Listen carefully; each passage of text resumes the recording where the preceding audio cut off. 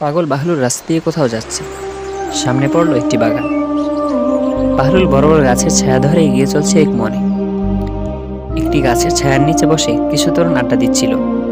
তারা বাহলুলকে দূর থেকে দেখেই নিজেদের মধ্যে একটি পরিকল্পনা আঁটল। আজ বাহলুলের সঙ্গে একটু হাসি মজাক না করে ছাড়বে না। বাহলুল তরুণদের কাছ দিয়ে যাওয়ার সময় তারা তাকে থামিয়ে বলল, বাহলুল, বলো দেখি, তুমি কি এই বিশাল গাছের একেবারে মাথায় উঠতে পারবে? তুমি নাকি মাঝে মধ্যে সিঁড়ি বেয়ে আকাশে উঠে যাও, এটা কি পারবে? পারলে আমরা তোমাকে 10 দিরহাম পুরস্কার দেব। বলো, পারবে?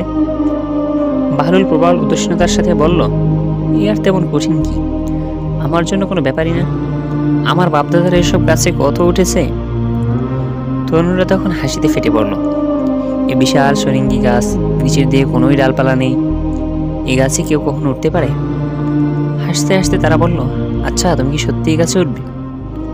বাহলুল বলল, অবশ্যই, দেড়হাম ফেলো, উঠছি। তখন তরুণরা চাঁদা তুলে 10 দিরহাম বাহলুলের হাতে দিল।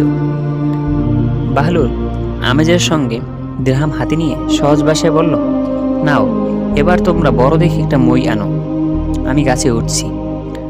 তরুণরা অস্বীকার করে বলল, গাছে ওঠার ভিতরে মইয়ের কোনো শর্ত নেই, মই দেবো কেন?